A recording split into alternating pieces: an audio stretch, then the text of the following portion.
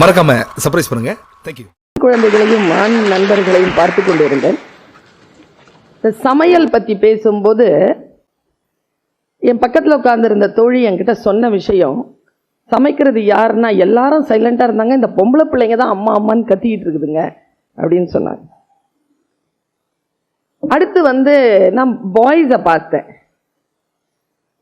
யார் முகத்திலும் இணக்கமான ஆமோதிப்பே இல்லை. இதெல்லாம் நீ ஏன் பேசுகிற, ஏற்கனவே நல்லா தானே போயிட்டு இருக்கு, நீ ஏன் இதை குழப்பறங்கிற மாதிரியே தமிழ்ச்செல்வனை பார்த்துட்டு 5 பேரை எனக்கு தெரியும், இங்கிருந்து பார்த்தாலே நான் பிடிச்சி கொண்டு வந்துடுவேன். அந்த மாதிரி ஒரு வெறுப்பாக பார்த்துட்டு இருந்தாங்க. எதுக்கு உனக்கு இந்த வேலை எல்லாம், இப்போ என்னன்ற, இப்போ நான் என்ன செய்யணுங்கிற அளவுக்கே பார்த்துட்டு அது எப்படி சரி அப்படிங்கிற மாதிரி எண்ணுகின்றவர்களும் இருக்கிறார். நான் கூடுதலாக ஒரு விஷயத்த சொல்கிறேன். ஒருவர் ஒரு விஷயத்தை பேசுகிறார் என்றால் அவர் அந்த வாழ்க்கையில் அதை பின்பற்றுகிறார் என்ற அர்த்தம். தமிழ்ச்செல்வன் அவர்கள் தான் அவர் வீட்டில் சமையல் செய்யக்கூடியவர். அந்த சயின்ஸ் வாத்தியார் வேற யாரும் கிடையாது, எங்க தமிழ்ச்செல்வன் சார் தான். அவ்வளவு எதற்காக அதை ஒரு ஆண் வேலை பெண் வேலை என்று அவர் சொல்லிதான் நான் கேள்விப்பட்டிருக்கிறேன்.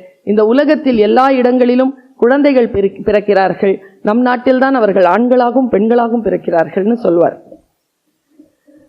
அந்த சிந்தனைகள் தான் ஒரு எழுத்தாளனை எழுத வைக்கும் நினைக்கிறேன். ஒரு வாட்டி அவர் இந்த 15 வருஷத்துக்கு முன்னால் தமிழ்ச்செல்வன் ஐயா அவர்களை பற்றி நான் தெரிந்து கொள்ள தொடங்கிய ஆரம்ப காலகட்டங்களில் அவர் ஒரு கூட்டத்தில் ஒரு பயிலரங்கத்தில் பேசுகிறார். நான் அந்த பயிலரங்கத்தில் நான் உட்கார்ந்திருக்கிறேன். அவர் சொல்றார், லேட்ரல் திங்கிங் அப்படிங்கிறது ஒரு எழுத்தாளனுக்கு ரொம்ப முக்கியம். பக்கவாட்டு சிந்தனை அப்படின்னு அதை சொல்லுவாங்க. ஒரு குறுக்கு வெட்டு சிந்தனை. எல்லாரும் ஒரே மாதிரி யோசிச்சுட்டு இருக்கும்போது ஒருத்தர் மட்டும் வித்தியாசமா அந்த குறுக்கு வாக்குல என்ன இருக்குங்கிற ஒரு பார்வையை பார்க்கிறவர் அப்படின்னு சொல்லிட்டு, குழந்தைகளிடம் அதை நான் பார்க்கிறேன் அப்படின்னு சொல்றார். அவர் சொல்றார், அவருடைய தம்பி பசங்களா இல்லை தங்கை பசங்களான்னு தெரியல, ஒரு நாள் வீட்டுக்கு போகும்பொழுது உள்ள உட்காந்து படிச்சிட்டு இருக்கிறாங்க 2 பசங்க, இவங்களுடைய உறவினர் பசங்க, சின்ன சின்ன குழந்தைகள். அதுல ஒருத்தன் புத்தகத்தை வச்சுக்கிட்டு சமைக்கிறான். அந்த சமைக்கிறது எப்படி சமைக்கிறான்னா, ஒரு புத்தகத்தை தான் அவனுக்கு அந்த பாத்திரம், கிரியேட்டிவிட்டின்னு சொல்லுவோம்ல நம்ம, படைப்பாற்றல். பானை தானே சமைக்கிறதுக்கு, பானை இப்படி தானே இருக்கணும், இல்லைன்னா இது பாத்திரம் தானே. அவன் ஒரு பேப்பரா அதை மாத்துறான். அது எவ்வளவு பெரிய துணிச்சல்ல, ஒரு பாத்திரத்தினுடைய வடிவமைப்பை, காலம் காலமாக மனதில் இருக்கக்கூடிய வடிவமைப்பை அந்த குழந்தை ஒரு பேப்பரா மாத்துறான். பேப்பர்ல தான் சமைக்கிறான். கரண்டி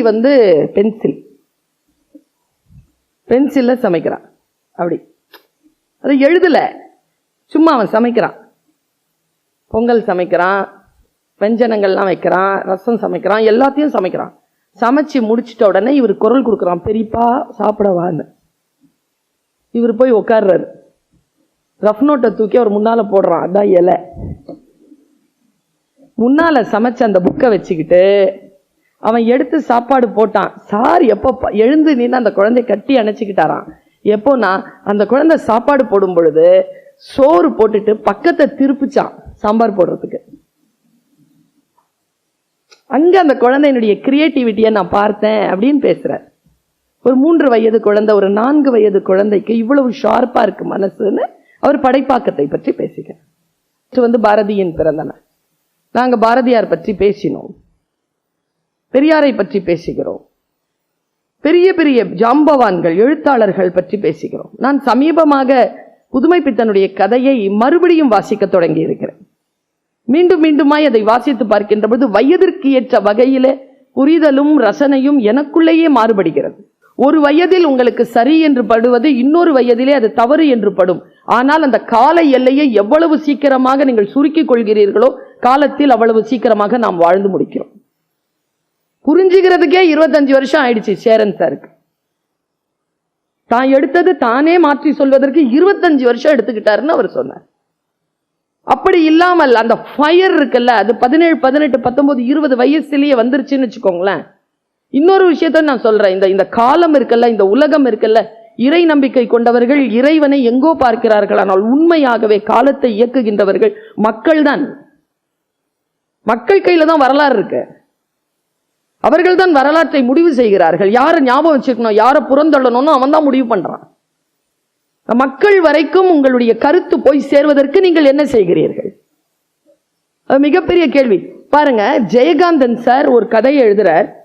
அவர் கதையை எழுதி முடிச்சு 20 வருஷம் ஒரு ஒண்ணுமே எழுதல.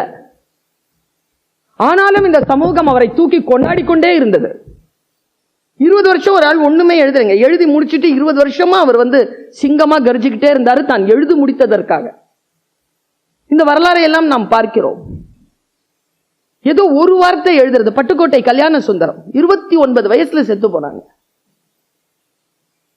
26 வயசுல தான் ஃபீல்டுக்கே வரார். என் முதல்வர் நாற்காலியின் 4 கால்கள் யார் என்று எனக்கு தெரியாது, 3 கால்கள் யார் என்று எனக்கு தெரியாது, என் 4வது கால் பட்டுக்கோட்டை கல்யாண சுந்தரம்ங்கிறார் புரட்சி தலைவர் எம்.ஜி. ராமச்சந்திரன். 1982ஆம் ஆண்டு அவர் அளித்த ஒரு வானொலி பேட்டியில இதை சொல்றார். எழுத்தாளன் ஒரு முதலமைச்சரை உருவாக்க முடியுமா? முடியும் என்கின்ற வரலாறு புரட்சி தலைவர் எம்.ஜி. ராமச்சந்திரன் அவர்களுக்கு இருந்திருக்கிறது. அப்படி என்றால் ஒரு எழுத்து ஒன்னும் இல்ல. அவர் எழுதின முதல் கவிதையை கேட்டு நான் மிரண்டு போனேன். உண்மையாவே அந்த ஆள் கம்யூனிஸ்ட். இன்னைக்கு நிறைய பேர் கம்யூனிஸ்ட் சொல்லிக்கிறாங்க. அந்த ஆள் உண்மையாவே கம்யூனிஸ்டாவே வாழ்ந்திருக்கிறான்.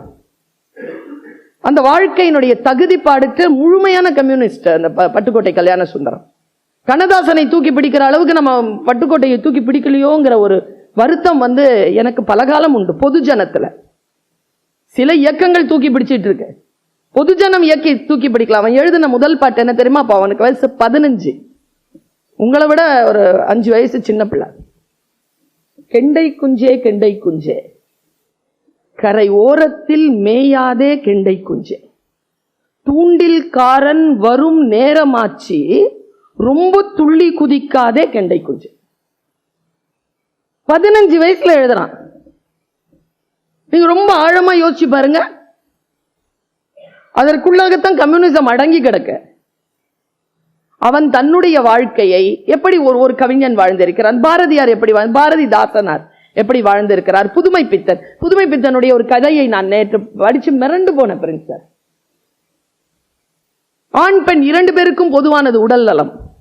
வறுமையின் கோட்டில் உலகத்தில் மிகப்பெரிய சாதனைகள் எதுவும் செய்யாமல் சாதாரணமாக வாழக்கூடிய ஒரு துணிக்கடையில என்ட்ரி போடுற, ஸ்டாக் பார்க்கிற ஒரு முதியவர்.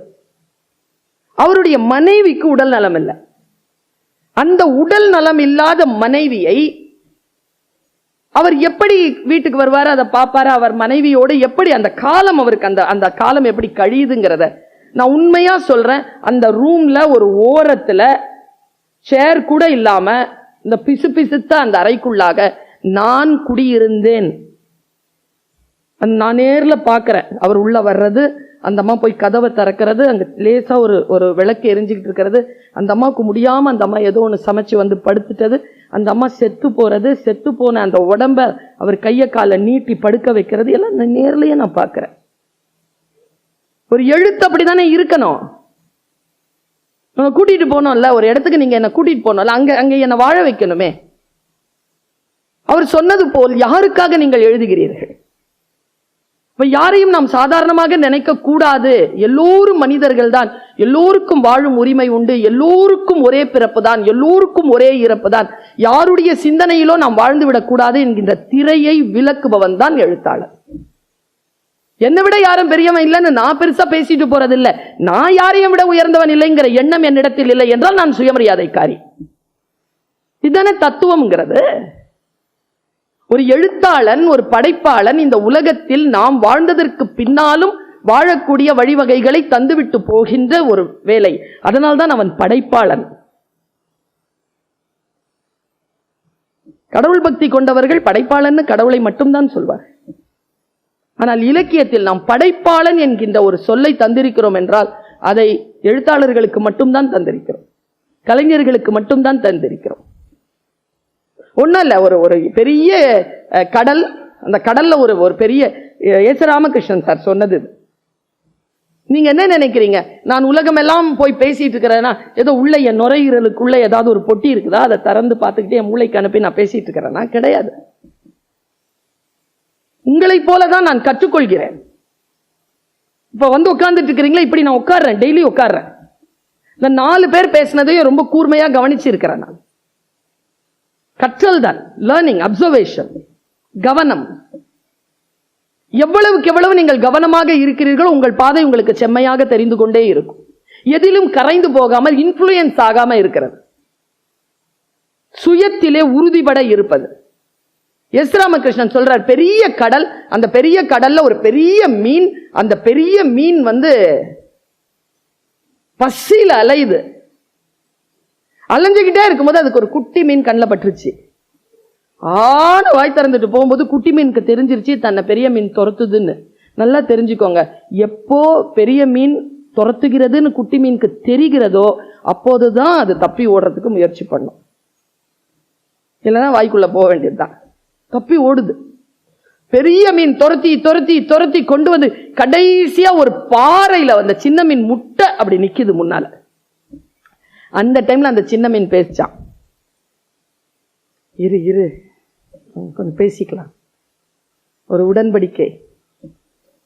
சமாதானம் யார் பேசுகிறார்கள் தெரியுமா? அடி வாங்குறவன் தான் பேசுவான். ஒருபோதும் அடிப்பவன் சமாதான பேச்சுவார்த்தைக்கு வருவதே இல்லை. அடிக்கிறவன் தான் சமாதானத்தை கேட்கிறான். இரு இரு நான் பேசிக்கிறேன், 1 நிமிஷம். நான் இதை நிறுத்தி சொல்லுவேன். நம்ம சின்ன பிள்ளைங்களை அடிக்கும் போது சின்ன பிள்ளை சொல்லுவோம், பாப்பா ஒரு நிமிஷம் நான் சொல்றது கேளுங்க அப்படின்னு நிக்கோல்ல குழந்தை. ஒரு நிமிஷம் ஒரு அடிக்கிறதுக்கு முன்னால் அது அப்படி கதறும். இருப்ப நான் சொல்றதை கேட்டு அப்புறமா அடி, நில்லு நில்லு நில்லுன்னு சொல்லல, அப்படி நில்லுன்னு சொல்லுது அந்த குட்டி. நில்லுன்னு சொல்லிட்டு சொல்லிச்சான், சூப்பரா சொல்லி இருக்குது. 2 வார்த்தை தான் சொல்லிச்சு. நீ பெரிய மீன், பசி, என்ன சாப்பிட்டா உன் பசி தீராது, என் உயிர் போயிடும், என்ன நீ விட்டுறலாம்ல அப்படின்னு பெரிய மீன். அப்புறம் இல்ல நான் என்ன சாப்பிட்டேன்னா நீ பசிதான் போவாத, நீ ஏன் என்ன சாப்பிடுற, என்ன விட்டுட அப்படின்ன உடனே பெரிய மீன் இப்போ சொல்லிச்சான், ஓகே நீ சின்ன மீன், உன்னை சாப்பிட்டா என் பசி போவாது, நான் பெரிய மீன், என்ன சாப்பிட்டா உன் பசி போகுமா இல்லையா, இந்தா சாப்பிடு, சாப்பிடலன்னு வச்சுக்க உன்னை சாப்பிட்டுருவேன்ச்சான். தன் முன்னால் இப்படி அகங்காரமாக வாய் திறந்து என்னை தின்னு என்று சொல்லுகின்ற பெரிய மீனை தின்ன முடியாமலும் தன் உயிரை அதற்கு கொடுக்க முடியாமலும் அந்த தவித்து நிற்கக்கூடிய அந்த சின்ன மீனுக்காக யார் ஒருவன் எழுதுகோலை உயர்த்துகிறானோ அவன்தான் படைப்பாளன். நம்முடைய வாழ்க்கையில் நமக்கு வாய்ப்புகள் கிடைக்கின்ற பொழுது அதை பயன்படுத்திக் கொள்ளுங்க. நான் படைப்பாளனுங்கிறதுனால, படைப்பு எனக்கு பிடிக்கும் என்பதனால், நான் இதுவரைக்கும் எதையும் நான் மனதால் நிறைய விஷயங்கள் எழுதி வைத்திருக்கிறேன். என் வீடுகளில் என்னுடைய டைரிகளில் நிறைய எழுத்துக்கள் கிடக்கின்றன. அதை நான் இன்னும் எழுத்து வடிவத்தில் கொண்டு வந்ததில்லை, ஆய்வுகளை மட்டுமே கொண்டு வந்திருக்கிறேன். என் சிந்தனைகள் வார்த்தைகளால் ஆனவை. அந்த வார்த்தைகள் ஒலிகளாக நான் என் 30 ஆண்டு காலமாக வெளிப்படுத்தி விட்டேன். நான் படைப்பாளன் அப்படின்ன உடனே என் ஆழ் மனசுல ஒரு சின்ன அதிர்வு நடக்கும். ஏன்னா என்னுடைய அப்பா, என்னை பெத்த என் தகப்பனார் ஒரு உண்மையான கவிஞர், சும்மா பேருக்கான கவிஞன் இல்லை. சாகும் போது கவிதை சொன்னார்னா பாரு, அப்ப உண்மையானவர் தானே. சாக போறாருங்க, 80 வயசு, கண்ணு இப்படியே ஓடிக்கிட்டு இருக்க, நிக்குது. கண்ணு நிக்கும் போது அந்த ஆள் கவிதை சொன்னார் என்கிட்ட. அப்போ எனக்கு தெரியும் அது படைப்புனா என்னன்னு தெரியும். ஆனால் இந்த பொதுவில் நான் சொல்லுகிறேன், நமக்கு சரியான அங்கீகாரம் கிடைப்பதில்லை. ஜாதி, மதம், நிறைய டைம்ல ஜெண்டர் எல்லாம் காரணமா இருக்கு. இந்த காரணங்களால் பல்வேறு எழுத்தாளர்கள் இன்னும் அடையாளம் காணப்படாமல் புத்தகங்களை சுமந்தபடி அவர்கள் இருக்கிறார்கள். அதற்கு ஒரு எலிவேஷன் தேவைப்படுது. என்னை பல சிறுகதைகள் என்னை கவர்ந்திருக்கின்றன, ஒரு 100 சிறுகதைகளை என்னால் சொல்லிவிட முடியும். என் மனசுல படிப்புக்குன்னு சொல்லிட்டு சில கதைகள் இருக்கு, பரப்புறதுக்குன்னு சில கதைகள் இருக்கு. படிக்கிற கதையெல்லாம் பரப்ப முடியாது. பரப்புறதுக்குன்னு கதை இருக்குல்ல, அந்த கதைகளை சொல்வதற்கு இன்றைக்கு ஆள் இல்லை. நமக்கு என்ன ரொம்ப பிடிக்குதோ அதை பரப்பி விட்டுறாங்க. அது கிடையாது. ரோஜா அத்தர்னு ஒரு கதை, ஐயா படிச்சிருக்கீங்களான்னு தெரியல, தமிழ்ச்செல்வன் ஐயா இங்க யாராவது படிச்சிருக்கீங்களான்னு தெரியல. ரோஜா அத்தர்னு ஒரு கதை. அந்த கதை ஒரு மொழிபெயர்ப்பு கதை. அது தெலுங்குல இருந்து வந்திருக்கு. சாகித்ய அகாடமி விருது பெற்ற கதை தொகுப்பில் அது இருக்கு. அதை நாங்கள் film technology, Sivaji Ganesan film technology பிள்ளைகளுக்கு கதை சொல்லுதலும் காட்சிப்படுத்தலும் என்கின்ற அந்த பாடத்திற்கு நாங்கள் சிலபஸா வச்சோம், பாடத்திட்டமாக அதை வச்சோம். ஞான ராஜசேகரன் ஐயாவும் நானும் இணைந்து அதை வைத்தோம். அந்த ரோஜா அத்தர் அப்படிங்கிற ஒரு கதை இருக்குல்ல, அது ரொம்ப பெரிய கதை, அவ்வளவு சொல்லுவதற்கு இல்லை. குறிப்பா ஒரே ஒரு விஷயம் சொல்றேன். உங்க எல்லாருக்குமே இந்த 3 நாட்களில் உங்களுக்கு என்று ஒரு தனித்துவம் உண்டு. அதை கலவரப்படுத்திக் கொள்ளாதீர்கள், அதை டைலூட் பண்ணிக்காதீங்க. அந்த அமிலத்தை, அந்த கான்சென்ட்ரேஷன் சொல்லுவோம்ல, அதான் அமிலம். அந்த கான்சென்ட்ரேஷனை உள்ளுக்குள் நெருப்பாக பொத்தி வையுங்கள். ரோஜா அத்தர் அப்படிங்கிற ஒரு கதை. ஒரு மிகப்பெரிய அத்தர் வியாபாரி. அந்த அத்தர் வியாபாரி ஈரான்ல இருந்து கிளம்பி வர்றான், டெல்லிக்கு வரான். ஈரான்ல இருந்து கிளம்பி வர்ற அந்த அத்தர் வியாபாரி கையில 3 அத்தர் பாட்டில்களை கொண்டிருக்கிறார். ஒன்று ரோஜா, இன்னொன்று மல்லிகை, இன்னொன்று சந்தனம். அவன் சொல்றான், ஒரு ரோஜா அத்தரின் 1 அவுன்ஸ் அத்தரை எடுப்பதற்கு 10 லட்சம் இதழ்களை பிழியணும். அப்போதான் அந்த 1 அவுன்ஸ் வரும் உங்களுக்கு. இந்த உலகத்திலேயே விலை உயர்ந்தது நீங்கள் வைரம் என்று நினைப்பீர்கள், கிடையாது. உலகத்தில் மிக உயர்ந்தது கார்னு நினைப்பீங்க, கிடையாது. இந்த உலகத்திலேயே மிக உயர்ந்ததான ஒரு பொருள் இருக்குன்னா அது வாசனை திரவியம். நீங்க அந்த வாசனை திரவியம் பக்கத்துல கூட நம்ம போயிருக்க மாட்டோம். 1 அவுன்ஸ் இருக்குல்ல, அது அவ்வளவு விலை. பல லட்சம் ரூபாய்க்கு 1 அவுன்ஸ் கிடைக்கும். அவன் இந்த 3ஐயும் 10 லட்சம் இதழ்களை நசுக்கி எடுத்துக்கொண்டு வந்த அந்த அத்தரை எடுத்துட்டு வரான். அவன்ல மிகப்பெரிய அத்தர் ரோஜா. அவன் நேரா வண்டியில ஒரு குதிரையில ஏறி வரான். வந்தா அவனை வரவேற்பதற்கு அவ்வளவு ஒன்னும் சூழல் சரியா இல்லை. இது நம்முடைய நாட்டில் இருப்பது போல்தான். பெரியவங்களை சந்திக்கணும்னா அவ்வளவு சீக்கிரம் உள்ள போயிட முடியாது, நிறைய வாசல்களை கடக்கணும். அப்படியான அவன் 2 வாசல்களை கடக்க வேண்டி இருக்கு. அந்த 2 வாசல்களிலும் ஒரு வாசலுக்கு அவன் அந்த ஆள் எப்படி பிசாசு சார் அவன் எழுதினவன், அதை மொழிபெயர்த்தவன் அதை விட ராட்சசன். அதை கொண்டு அவன் அந்த பெரிய ஆஜானுபாகுவான ஒரு ஈரானியன், தலையில பெரிய அந்த பதாக இது என்ன சொல்றது, அது டர்பன்லாம் வச்சுக்கிட்டு, ஒரு 6 அடிக்கு பெரிய அங்கிய போட்டுக்கிட்டு அந்த ஷேர்வானியோட அப்படி நடந்து அவன் கால் மடக்கி உட்கார்ந்து அந்த தலையை வணங்கி அவன் இப்படி பண்ணி அந்த பேழையை எடுத்து அதிலிருந்து அந்த பட்டு துணியில வச்சு அவன் அப்படி ஆஃபர் பண்ணுவான். அவனுக்கு ஒரே நோக்கம், ராஜா கிட்ட அதை கொடுத்துடணுங்கிறது.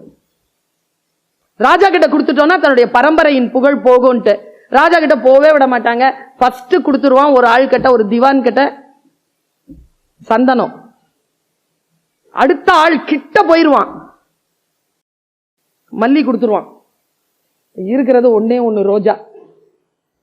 ஆனா 2வது ஆள் ரிசீவ் பண்ண விதம் இருக்குல்ல, அவனுக்கு ரொம்ப கோவம் வரும். அதை அவன் அவ்வளோ அழகா ரிசீவ் கொடுக்கும் போது அதை தூக்கி அப்படி போடு அப்படின்றான். அவன் அதை போடுறது அப்படி பார்த்து அதிர்ச்சி ஆவான். விலை மதிப்பற்ற ஒரு விஷயத்தை டக்குன்னு தூக்கி அப்படி போட்ட, ஒரு தாய்க்கு தன் குழந்தை அப்படி தூக்கி போட்டா எப்படி இருக்கும்? பதறம்ல. அந்த பதட்டத்தில் அவன் வெளியேறுவான். வெளியேறி எப்படி ராஜாவை பார்க்கறதுனா, வியாழக்கிழமை சாயந்தரம் ராஜா வருவாருன்னு தெரியும். எப்படியோ போய் ராஜாவை சந்திக்கிறதுக்காக போய் அந்த கும்பல்ல நிப்பான். கிட்ட கிட்ட கிட்ட கிட்ட போய் ராஜா கிட்ட கொடுத்துடணும், அதை கொடுத்துடணும்னு சொல்லிட்டு கிட்ட போயிருவான். ராஜா வருவாரு. ராஜா கிட்ட இவன் பாக்கெட்ல இருந்து எடுப்பான் பாருங்களேன், ஸ்லோ மிஷன்ல முடியுங்க அந்த கதை. அவன் அதை எடுத்து ராஜா கிட்ட குடுக்கறதுக்குள்ள அந்த குதிரை போயிடும். குதிரை மிஸ் ஆன உடனே அவன் என்ன பண்றதுன்னே தெரியாதுங்க. அவன் தனியா நின்னுட்டு இருப்பாங்க. கோல்கொண்டால அந்த அந்த அந்த கோட்டையில அவர் வருவார். ராஜா வந்தோட ராஜா போறது அப்படி பாப்பா, யாருமே இருக்க மாட்டாங்க. கோபத்துல என்ன தெரியுமா பண்ணுவான் அவன், அதை எடுத்து அந்த கோல்கொண்டா அவனுடைய சுவர் பாறை இருக்குல்ல, அதுல ஓங்கி அடிச்சு உடைப்பான். உடைச்ச உடனே அந்த வாசனை பரவும் பாருங்க, அதுல குதிரை நிக்கும். அந்த ராஜா அப்படி திரும்பி பார்ப்பார். அதோட கதை முடியும். சிலது தின்னணும் நம்மள, சில கதைகள் கவிதைகள் நம்ம தின்னு தீக்கணும். நான் என்ன தெரியுமா எதிர்பார்க்கிறேன், அப்படி தின்று தீர்க்கிற போன தலைமுறைக்கு கிடைக்காத பல காட்சிகள் இந்த தலைமுறைக்கு கிடைத்திருக்கு. அது அடுத்த தலைமுறைக்காக கடத்துவதற்காக உங்கள் படைப்பாற்றலில் அதை பொதித்து வைத்துக் கொள்ளுங்கள், வைத்து எங்களுக்கு கொடுங்கள். அதற்கான பயிற்சியாக இந்த 3 நாட்களை பயன்படுத்திக் கொள்ளுங்கள்.